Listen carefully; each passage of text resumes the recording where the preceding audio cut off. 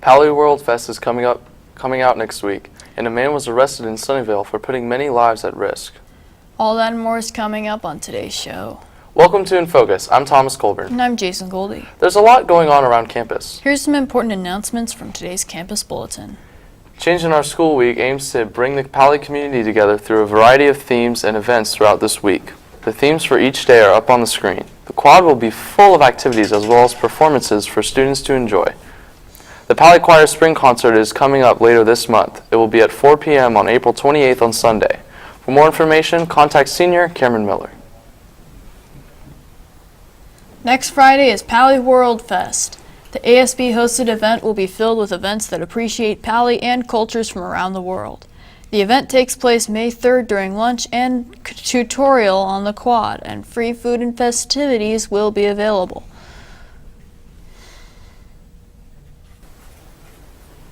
Moving on now from what's going on around campus to what's happening in the world and locally today. Let's take a look at what's topping today's headlines in today's News Minute. A driver accused of plowing into pedestrians in Sunnyvale is now facing attempted murder charges.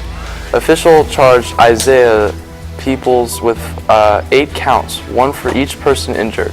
After his arrest, police say he indicated he did that intentionally. It's still unclear why, but officials say there is no connection to any terrorist group. Meanwhile, at least 3 victims are already out of the hospital. At least 2 others are still in serious condition. Talks between President Vladimir Putin and his North Korean counterpart Kim Jong-un have now ended. Their meeting reportedly lasted for 3.5 hours. They spoke about how to improve the situation on the Korean peninsula, but there are no plans for a joint statement or any formal agreement. The leaders enjoyed a formal reception and dinner, which included a toast between the 2 leaders. It's World Penguin Day. You can celebrate by learning about the 17 different species of penguin, dress in black and white, or go see penguins at a zoo. You could also donate to a nonprofit that helps the flightless birds, watch the movie Happy Feet, or post to social media with the hashtag World Penguin Day. Moving on from news of the past to news of today. Derek has been doing some research about Flint, Michigan, and their water crisis. What are you going to tell us today, Derek? Thanks, Thomas. On this day in 2014, officials from Flint, Michigan switched the city's water supply to the Flint River as a cost-cutting measure for the struggling city. In doing so, they unwittingly introduced lead-poisoned water into homes, in what would become a massive public crisis.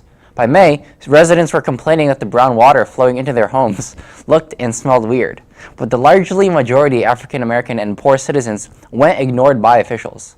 Unfortunately, the crisis didn't end there for Flint residents.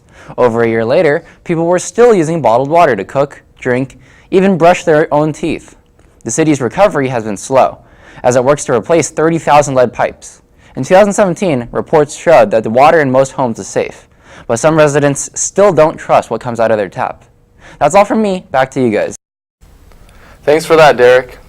Now let's look at how our athletes played yesterday. Well, lucky for you, Anthony is in the studio now with the latest in Palo sports news. I hear we played pretty well, Anthony. You're right, Thomas. Varsity softball lost to Cupertino 7-11. JV baseball made 20 runs against Saratoga, ending with the victory of a score of 20-2.